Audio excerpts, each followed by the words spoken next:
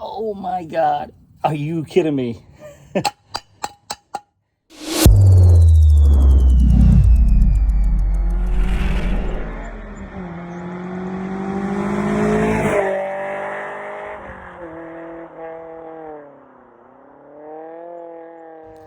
So the other day, I changed a couple of filters, oil filters, on my FJ Cruiser because, 160 plus thousand miles.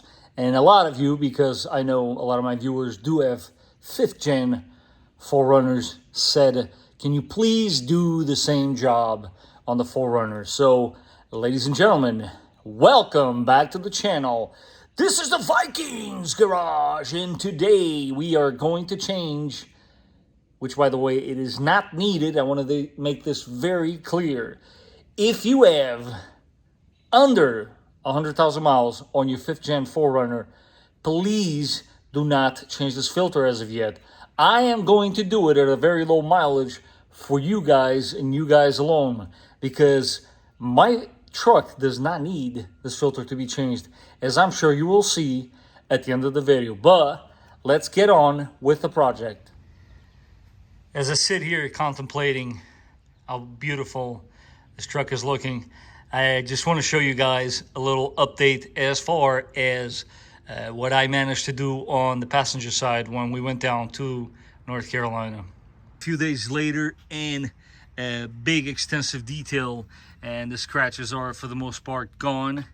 There is one which was a bit on the deeper side, as you see it right there. That one could not be fully removed, but otherwise they are all for the most part gone. This truck looks the part once again, and I believe she's ready for some more action. But let me show you guys how clean this interior looks. And if smell could only translate through the images, let me tell you, this smells like a new truck all over again. I'm more than happy. Once again, I want to thank the guys for doing the detail. It was much needed. And hey, look at that. No more sand anywhere to be seen.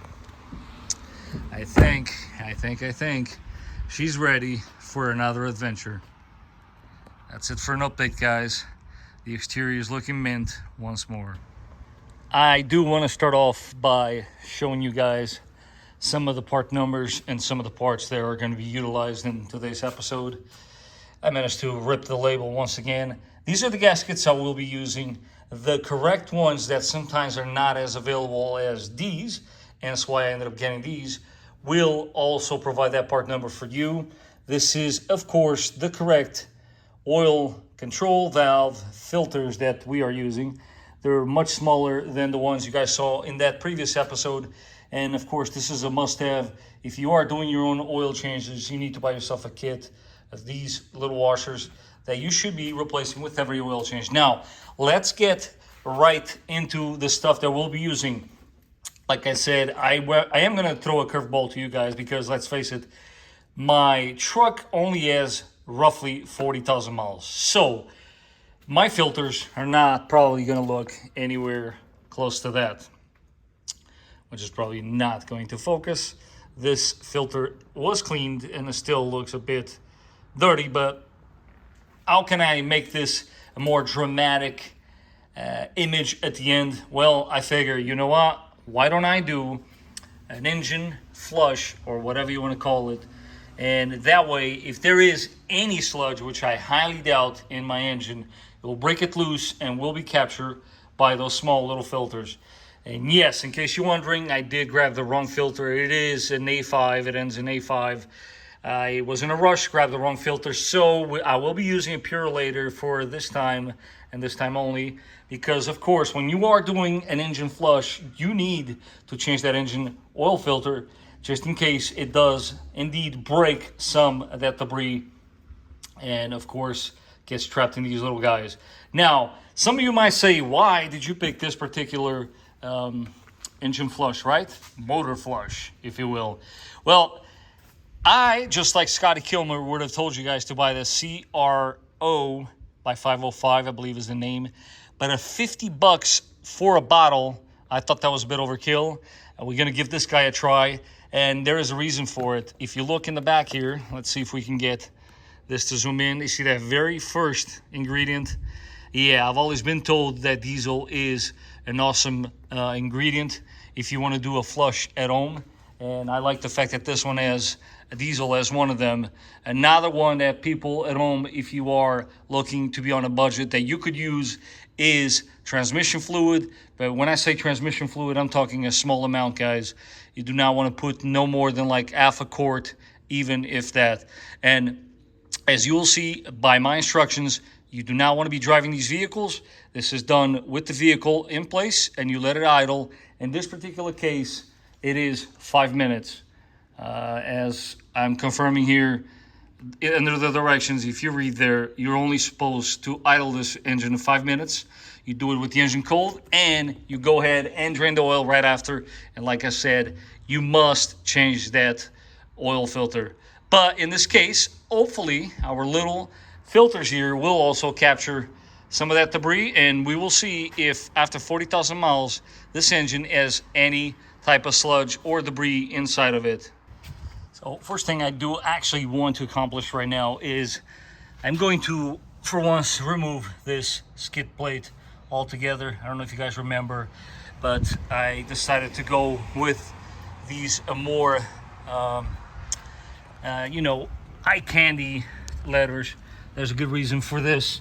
Hopefully I can show you guys here on camera. This stuff has started to peel for some weird reason. The wind hits it, I suppose.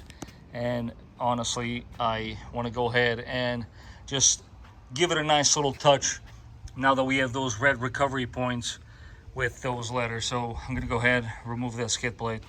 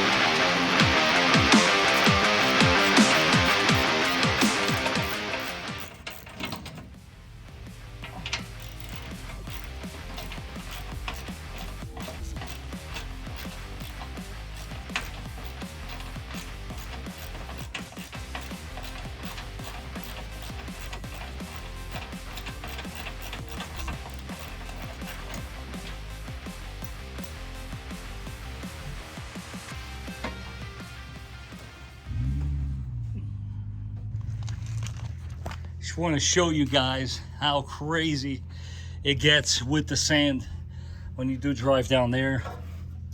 Sand just gets everywhere, and here's one of the reasons why I wanted to take the skid plate out. Not only to get rid of all these little bits of sand, but let's face it, to glue this upside down would be a little annoying. So we're gonna go ahead and do this a little more comfortably. And that is kind of key, guys. Everything you do in your car, you need to learn how to work that you are in a comfortable position instead of making your life harder. But enough of my gibberish there. I'm gonna go ahead and now check the oil level so that you can see that most likely when you're doing that engine flush, you will have to remove a little bit. Which brings us to one of my favorite tools.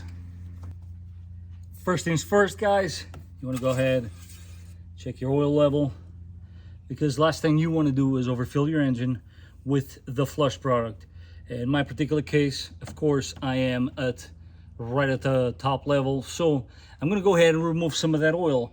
Now, I could just drain it from the bottom, as I'm sure that's what you're thinking, but because that could get a little messy, I got a better solution for you guys. As you can see here, once again, we're going to put this fluid extractor, siphoning pump, whatever you want to call it, to the test. Well, take a wild guess where this tube actually fits. Yes, you guessed it. Fits right into your dipstick. This way you can remove as much as you want so that then we can put in our engine flush fluid. Upon closer inspection, I realized that the tube was a bit too short, so do not worry, because as you see here, these things are super versatile. I connected all of these adapters, and I can assure you, so I'll show you now in a second, that this is going to work. Check it out. We're gonna go ahead and insert the thinner one all the way down the tube. That is most likely what it's gonna take. What you wanna do is grab your dipstick and more or less measure it so that you know how deep you gotta go. And then give it a few pumps. And hopefully this will come through on camera. There it is, starting to come up. This way we can extract a little bit of oil without making too much of a mess, because after all, we do want to run this engine and we don't want to drain all the oil, correct? So I believe this will be an easier way to do it. And you can always, of course, on your extractor pump on the reservoir, you can see how much you've collected so far, and stop whenever you feel like more or less you've removed as much as you see in that bottle. And while we'll let the extractor finish doing its thing, I'm gonna go ahead and open this up. And what I wanna do, and you guys will understand later on, I wanna go ahead and take some of it out, because we're gonna go ahead and dump our old filters in here and see how dirty they actually were. Let's see what kind of color this fluid is. Oh, actually looks like some sort of juice that we clearly should not be drinking. There you have it, that is the color. But now let's go ahead, remove the extractor tube and double check our oil level to see if we're ready to put the fluid in. Double check our oil level. And yes, I do believe we are now ready to go in with the flush fluid.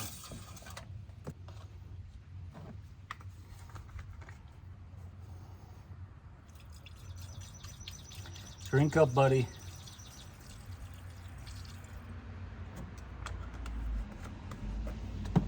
I'm not inserting it all because, let's face it, I might not need to use the whole thing. As, again, I really only have 40,000 miles on this truck. And super important with this whole thing, you do not want to overfill it when you're putting it on. So it could take a little more, and that's going to be good. And then we will run this engine for 5 minutes, and I meet you guys here after that. Again, guys, it does say idle the engine, so as you can see, I'm not revving it or anything. You don't need to drive the vehicle. It's one of those things, follow the instructions to the T. I know some of you are going to be a little confused. Why didn't you use the whole bottle?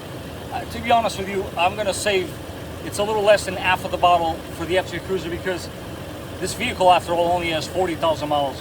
A lot of the times when I'm removing the oil out of this vehicle, it looks very clean because I stay on top of it, and I have owned it basically since new. So, but I am eager to see how dark is it going to get. So do stay tuned, as we will be draining this fluid very shortly.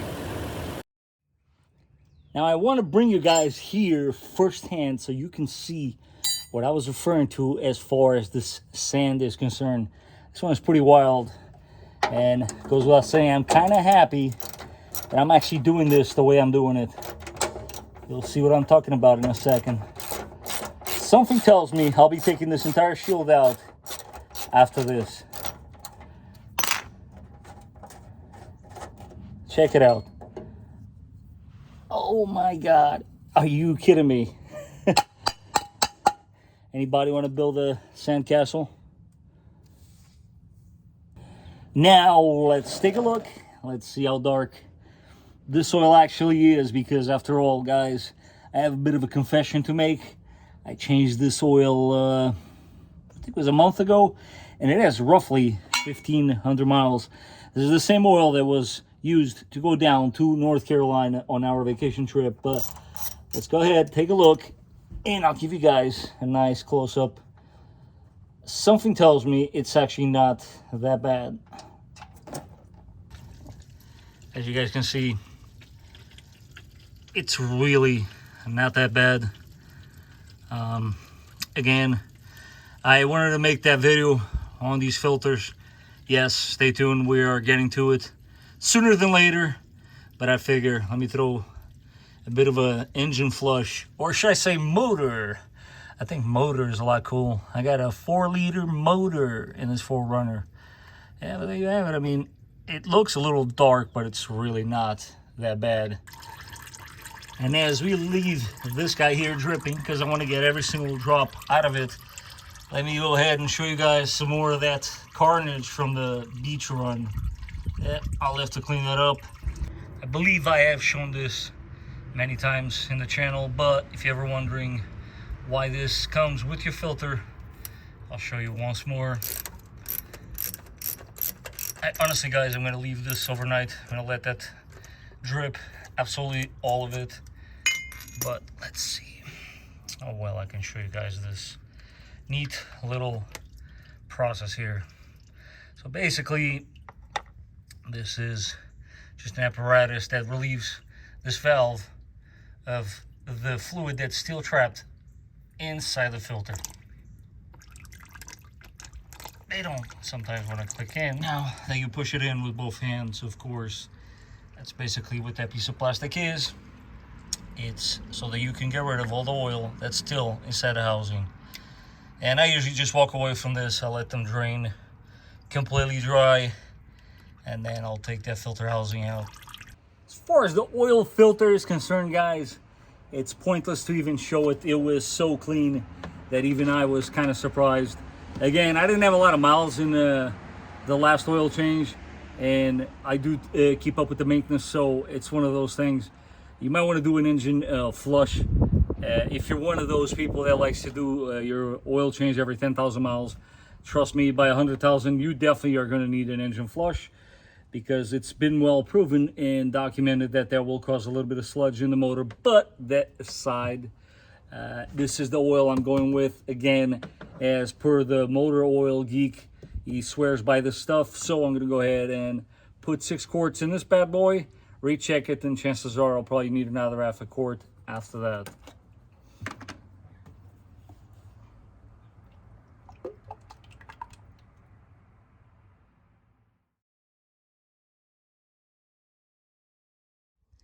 This is the part of the video that I'm sure most of you did tune in for, and the filters in question are going to be sitting right behind that screw that obviously is attached to oil line. So first things first, you want to put a rag in this area so that it collects whatever oil does drop below. Once you have cracked this guy loose, pretty sure for the most part you can get it out by hand. I'm gonna go ahead and give it a few more turns. Again, ensuring that this rag is directly underneath it, because we do want, after all, to minimize the mess. So that is what I'm trying to do here. I removed this guy, made a little more room for myself. I think I've told you guys this before. Always make more room so that you can make the job for yourself easier. This, of course, helps me with filming. But again, I'm going to try my very best, because let's face it, these angles are tough. You can, at some point there, start loosening this up by hand, as you can see here. But I'll bring you guys back once I got the screw all the way out, so that you can see what to expect. As I remove this bolt here, figure I had a little chat with you guys, because a lot of the stuff that I do, some people might not understand it or might not pick up on it, but that's why I just wanted to have a heart-to-heart with you guys. Like, for instance, I'm using these separate washers, which is not the exact washer that you should be using in this job for a reason. I know it's a small cost difference, but guys, at the end of the day, I am spending a lot of money on these videos and not a whole lot of return. And I am not complaining. I don't want you guys to think this is me complaining, because I'm really not complaining at all. It's just, it becomes financially hard to justify making some of these videos, and I really don't want to get to that point, because I do enjoy helping people. That is why I'm doing this. I want to help you guys save money with car repairs. But at the end of the day, you guys got to understand, man, I am working on a really tight budget here, and you know, I'm trying to give you the best information that I can with the tools that I have. So just a little side note there, so that you understand why I do what I do. And yeah, of course, in that struggle too, you guys can learn a few tips on how to save money, of course. But it looks like we got to a good point here. I want to go ahead and turn the camera into the task in hand. I want you guys to see where we're at with this process. Paying close attention. So, all right, try to get a steady shot here for you guys. This is basically what you're looking for. Filter, as you can see, there is going to come out with that screw. And I'm going to try my very best not to drop it, but there you have it, guys. First hand. No surprise there, of course, and sorry for disappointing some of you, but no sludge party here. This is, after all, very low mileage vehicle. But if you are, like I said before, pushing over 100,000 miles, this is definitely something you should look into doing, because after all, what we're trying to accomplish here is extending our ownership experience, and it's little maintenance items like this one that will make you go the distance. As I will now demonstrate, this is fairly simple. That plastic covering is obviously a layer for protection, and what you want to do is this snaps right into place so that it holds it for easy installation. And we're going to go ahead and let's see if I can do this one-handed. There it is. We're going to take the old one, put it to the side so we don't mix them up, and grab this one and install it like so. Pretty cool. And now obviously we got one more washer, and I'll tell you exactly where you're going to find it. You're going to go ahead and zoom this puppy, and if you look closely, right there in between the line itself and the valve cover, you have another gasket. So most likely with a pick or a little small flathead, you're going to push it, it's going to fall down, grab it of course, and then you're going to go ahead and slide the new crush washer right into that location with a finger on the bottom portion holding it in place, as I will do my very best to demonstrate how you accomplish that. Small correction here, guys. That crush washer, you're actually going to slide it up, because if you pay close attention to the way this valve cover is designed, it's actually perfect, because when you do slide the new washer in, it will actually stay in place because of that little groove. How neat of a little design that they came up with. Kudos for whoever came up with that idea. Now that we have a brand new crush washer installed, and your screw for your oil control valve line should look a little something like this, you can now go ahead and ever so gently install it in place. And I'll do, of course, my very best not to block this image, as it is a bit difficult to do that, but we are getting it done. Little by little, insert it, and then at some point you're gonna have to start screwing it in ever so gently. No power tools, guys. This is one of those things. Take your time. Don't try to beat the clock. You're just trying to improve your vehicle here. There's no need to be showing off or anything like that. I only say this because I deal with a lot of guys that are constantly so hung up on this whole flat rate deal. Oh my gosh, I'm so quick. I'm going to do things so quick. Like, come on. Just get over yourself. Get it done right. And that's, at the end of the day, that's all that matters. You know, get this done right. Torque it to spec, which of course, I'll leave the torque specs in the corner of the display there, and that's it. You're good to go. If I can give you any piece of advice, wish I would have brought those wrenches with me. Zoom out a little bit. 17 is of course the tool you're going to be needing here, but if you can get yourself a 17 that is the gear wrench at the end, that's probably your best bet. So just a little tip of advice there. But this guy is more or less just about done. I'm going to go ahead, finish her up, and torque it to specs. For tight spaces, a crow's foot wrench does go a long way.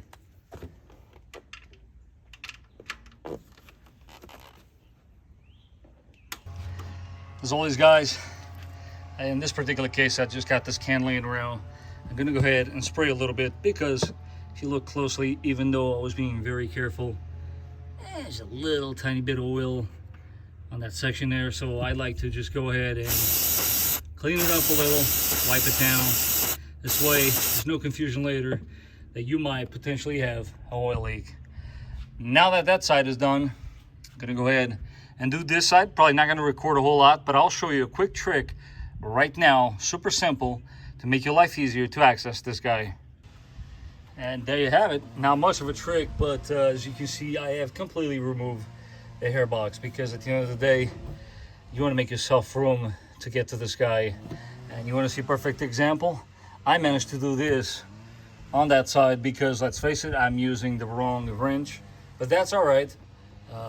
It is what it is. At the end of the day, what we want to do here is accomplish what we set out to do, and would you look at that.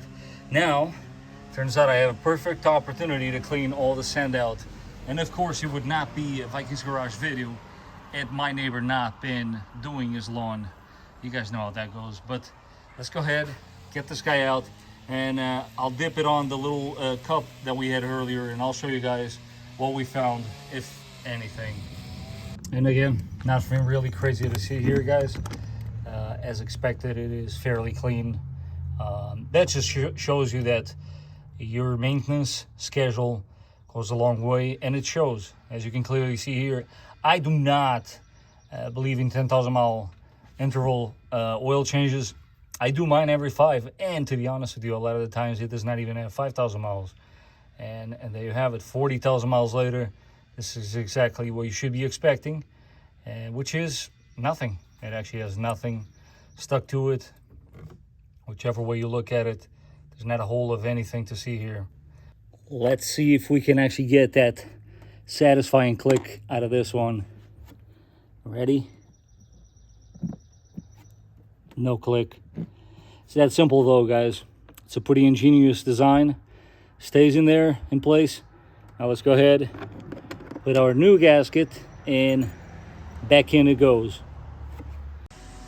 Once everything is said and done, as I did previously asked you guys to remove the hair box to make yourself more room to reach it, there is an important little detail here, small one, but important nonetheless. Your fuel pressure regulator has a vacuum line that needs to be going back to its place.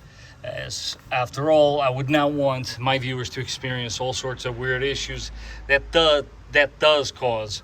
So with that said, there you have it, job completed. You got one filter there and another filter there replaced, and you're good to go. So in that note, I hope you guys found this step-by-step video to be easy to follow, and do stay tuned as I got more maintenance that you can do yourself coming your way. I hope you guys did not find this video to be too lengthy. After all, with that engine flush, I was just hoping to break down some debris or possible sludge that was gathered inside this engine. But let's face it, it's very clear that after 2 years and a little shy of 40,000 miles, we really have nothing to show for, which in this case is the way you want to see it. Going back to that little sample that I took, guys, there's really nothing here to show. I keep looking at this, shaking it up, nothing. There's nothing. So again, that's perfect. That is, after all, what you want to see inside your engine. Not a whole lot of nothing when it comes to sludge or debris for that matter. So if I can give you any piece of advice, change your oil every 5,000 miles and you too will find the same results. That being said, do by all means consider this a possible preventive maintenance if your 5th gen 4Runner is over 100,000 miles, or let's just call it high mileage. I personally, it is definitely something that I would be doing if I was in your place. And again, guys, some of the words that I said earlier, I hope you didn't take that the wrong way. I just, in a way, was venting to you guys and trying to explain to you guys why sometimes my videos have that big of a gap in between. Honestly, it is financial, because I'm not one of those guys to just sit in front of a fancy car and just parade around it and somehow people are going to enjoy watching that. That's not what this channel is about, and I'm sure you guys know that.